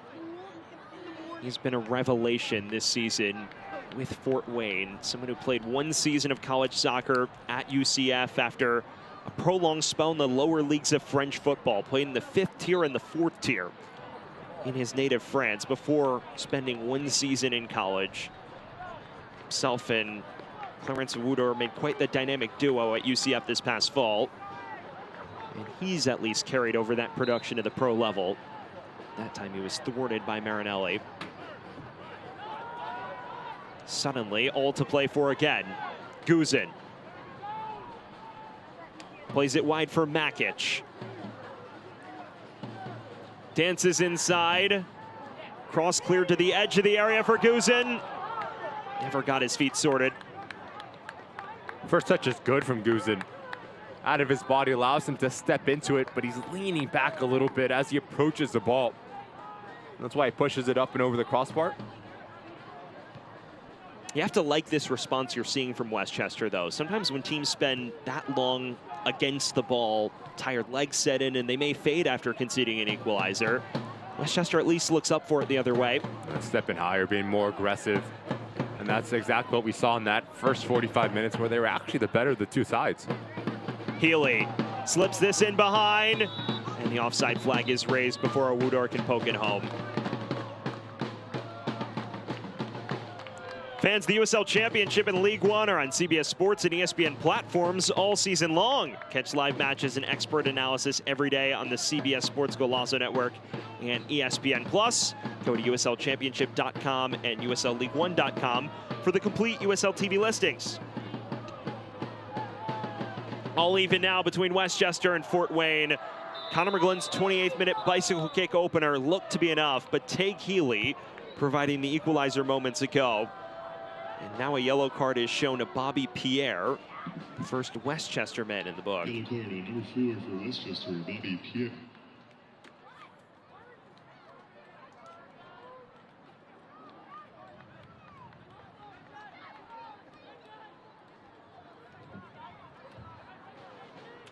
So this is a free kick in an appetizing position for Emerson Nieto in Fort Wayne.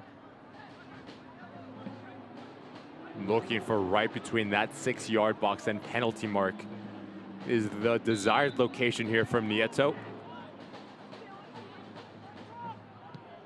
He hooks it in, doesn't clear the first line of defense though. Jimenez navigates beyond Nieto as well. And he was tugged. The referee just came back to that.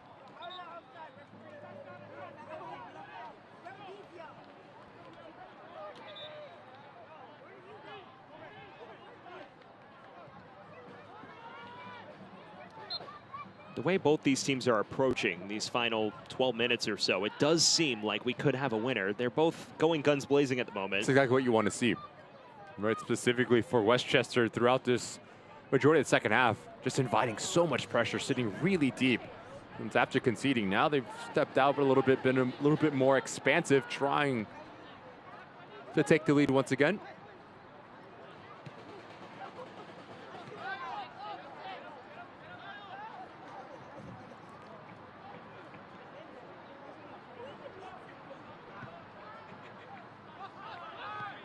Guzin. This is Armas. Guzin now occupying pockets of space. Intercepted before it can reach Blumstein. Westchester turning the tide back in their favor since conceding. Evans, it was inventive, but he overhit it for Dean Guzin. But that's the type of movement that I'd love to see for two attacking players. Blumstein comes to feet. He pulls out center backs. That allows Guzin to be more advanced in terms of his run. A little bit off of the mark from Evans, but good action from those two players. Those two have the freedom to just roam throughout the pitch. Kyle Evans is renowned for his on-ball ability, and Guzin himself his preference is to drift. That's the way they can stretch defenses. Here is Guzin, and he plays this through to Jimenez, who is onside. Doesn't get his feet sorted though, and he may have paid the price. Guzin now runs it down for Westchester. They nearly knifed through Fort Wayne like a knife through butter. But Bernd Shipman once again flashes his experience and expertise. Jimenez. Guzin back for Jimenez. Stabbed only as far as Evans.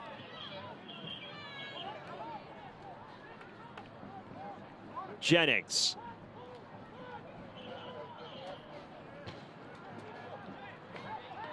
Major chance there for Westchester. This needs to be a first-time strike from Jimenez. This ball is perfectly weighted. Just wrap your right foot around towards that far post, and you have the lead once again if you are Westchester and Jimenez. You take that second touch, that allows the center back to drop down again and deny that goal-scoring opportunity. Fort Wayne substitution. Number 2, Jaden Smith, and for number 18. Two changes for Fort Wayne. It is Smith and Thomas. Emerson Nieto is the first to vacate. So now Fort Wayne sensing the need for fresh legs. Jaden Smith, the Englishman, in addition to his counterpart, Jack Thomas. So in addition to that, Owudor exits. So it's Owudor and Nieto both out. Smith and Thomas on, and we're hearing where the third change is on the way as well.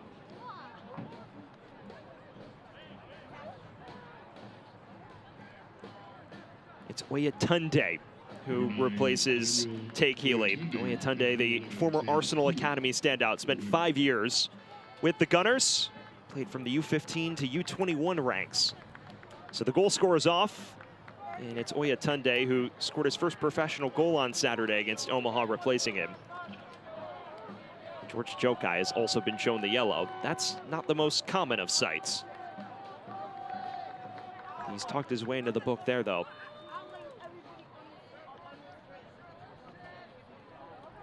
Head coach of Westchester, George Jokai.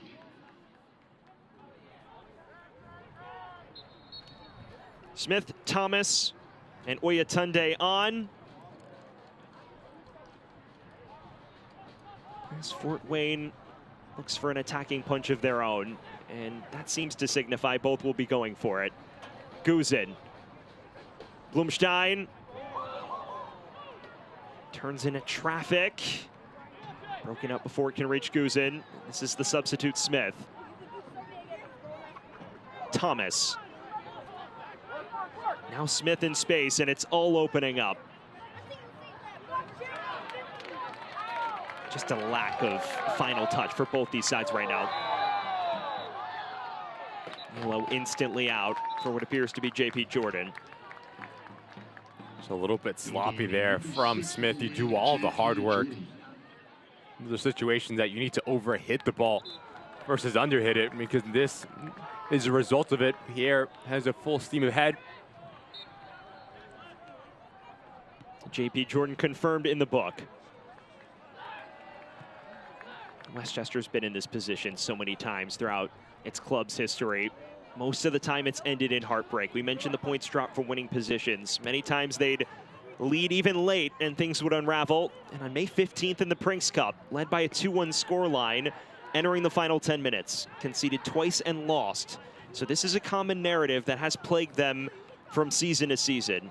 Less so in 2026, but it's still enough scars to at least haunt the Westchester fans. It's a physical challenge, and Gafar is clattered to the deck. Another yellow card out. This time for what appears to be Max Jennings. Knows he's beat Jennings. Denial of a promising attack, just drops his hip and takes out. Yellow card on Westchester, number 2, Max Jennings.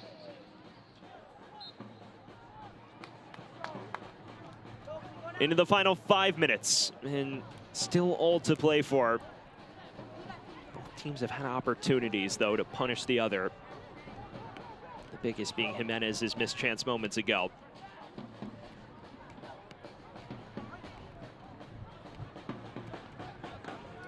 Thomas.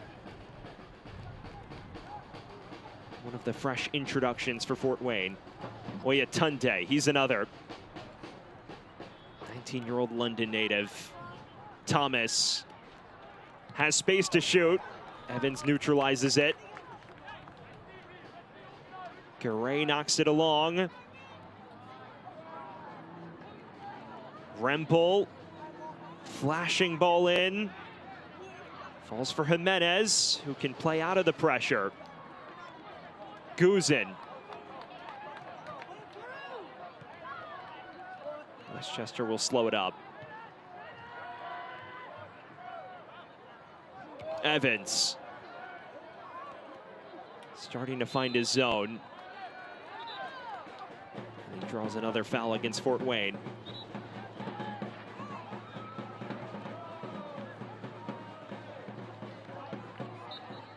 Regardless of how this finishes, you would figure, even if there is a winner, the other team will feel like there was a major missed opportunity. And if it's a draw, I think both teams will leave this displeased. Well, there's glimpses. We'll start with Westchester. There's glimpses of how good this Westchester side can be and how difficult they can be defensively to break through. Smith joins the party, picks up a yellow card. Appears it's Gafar, 21-year-old. Yellow card on Fort Wayne, number 12, could be road Gafar. A little bit of contact just clips the heels of Pierre in the end.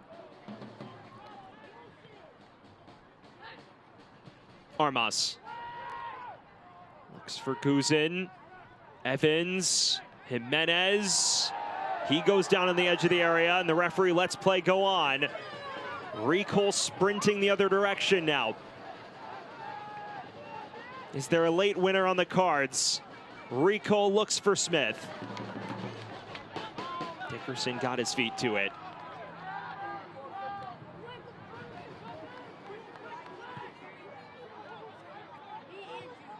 Final 2 minutes and change.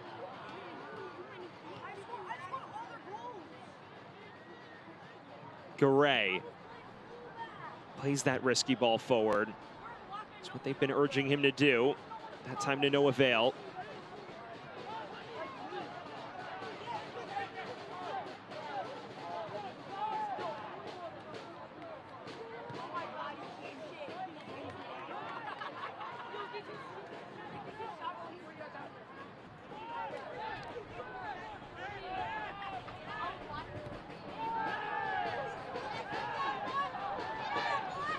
Gafar. And now Smith. Looking back for Gafar, who is onside. Gafar lays it across for Thomas, who overhit it. Story of the match for both teams. Right body position from Gafar, just a little bit of a bump. Initially into Pierre, just throwing the defender off. What a golden opportunity that is for Thomas to solidify what could very easily been 3 points for Fort Wayne. Jack Thomas, the 21-year-old native of Whittington, England, was unattended in the penalty area. Gafar did so well to manufacture the opportunity. But alas, it is a story of both teams not taking their chances at the critical moments. Jimenez on one end, Thomas on the other.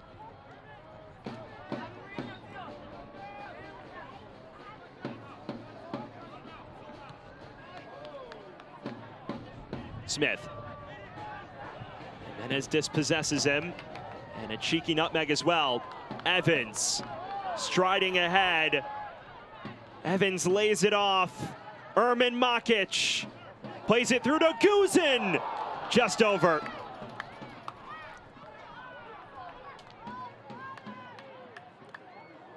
Nice pick out from Makic to find Guzin. Guzin has more time and space than he actually realizes. Has the ability to take a second touch to set himself up as he's twisting, he's turning, unable to get clean contact on the ball and pushes it up. Injury stoppage time is presented by Mar & Mar, attorneys at law, fighting for every minute you deserve. It's 4 minutes. So renewed hope for both teams before the time is up.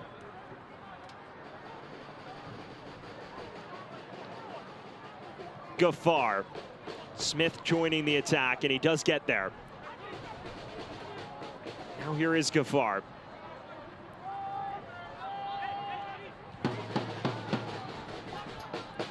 Smith. Cross deflected, it will be a corner. Brian Vasquez is getting set to enter for Bobby Pierre. That is a clear attack-minded swap by George Jokai, assuming he sticks with it.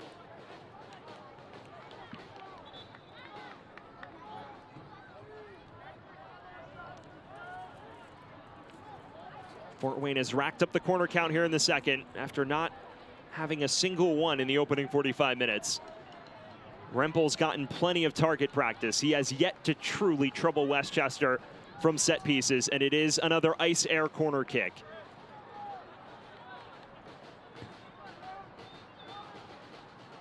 Rempel, one more in-swinger, this tight on Marinelli, who punches it away. Comes back out to Rempel, second time of asking. Marinelli gets there as well. Knocked out of trouble, and it's just a throw. And now that change will take place. Brian Vasquez, the 19-year-old Salvadoran Youth International. Westchester substitution. He replaces Bobby Pierre. And now they've changed it to Dickerson, who exits. So it's a center back out still. It's just the other one. Either way, it is a statement of intent for the final 90 seconds and change. Smith. Cross from Rempel. Collected calmly by Marinelli. And there's space to attack the other way. Guzin turns on the afterburners and plays it wide. Brian Vasquez strolling ahead for Westchester.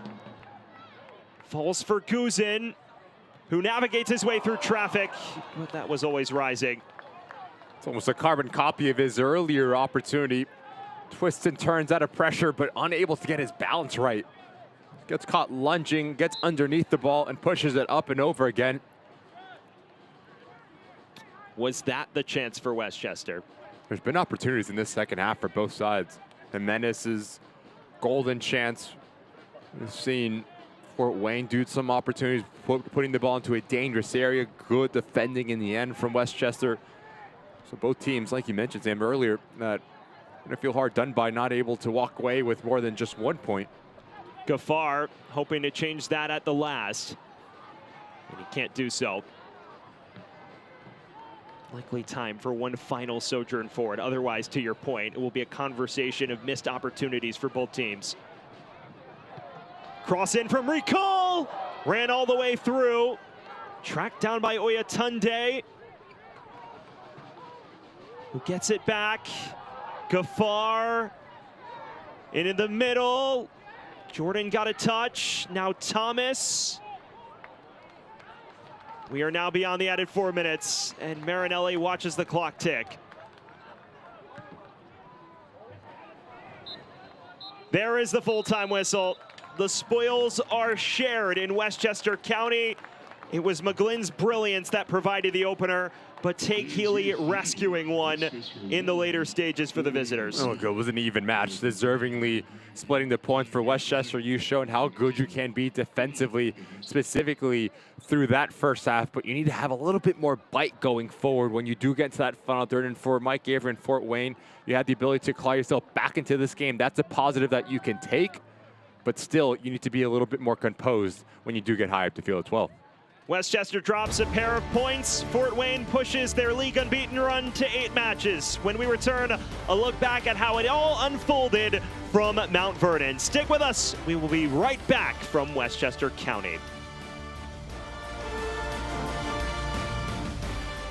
Eligible for Medicare? Here's a great new reason to be happy. You may qualify for money-saving programs that could lower your Medicare costs. Just talk to a Health First specialist about programs like Extra Help, Epic, and more. To learn how New Yorkers like you can save, call 1-844-434-6399. Health First Medicare Advantage Plans, where healthy starts. Come on, get happy. Raising health means elevating the care that we can get in our backyard. The Westchester Soccer Club is part of the United Soccer League that has now expanded into Westchester. It's a brand new USL One team competing all across the country, bringing the love for the sport of soccer to the area. Northwell is going to provide them the best care possible, going to the games, making sure that we're on site for each home game. If an injury pops up, we get those players in immediately. The partnership between the Westchester Soccer Club and Northwell Health is very exciting. Northwell's vision is to raise health, so we offer the full gamut of orthopedic services, serving the community in Westchester. That's where my family lives, that's where I live, and that's my purpose here.